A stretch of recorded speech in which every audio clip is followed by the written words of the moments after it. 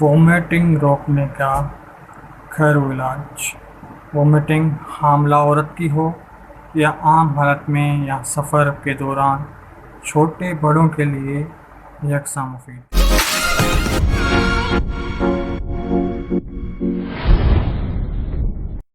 السلام علیکم دوستو، میں ہوں ادریس احمد۔ سب سے پہلے لونگ اور سوکھے نیمبو ہم وزن پاؤڈر کر کے رکھیں۔ وومیٹنگ کی صورت میں بڑوں کے لیے ایک چٹکی جو ہوتی ہے، ایک چونٹی، صبح شام پانی میں کھلاؤ۔ بچوں کے لیے حسب ضرورت عمر کے حساب سے کھلاؤ، انشاءاللہ فوری شفا ہوگی۔ عام بھلائی کے لیے پوسٹ کو شیئر ضرور کریں۔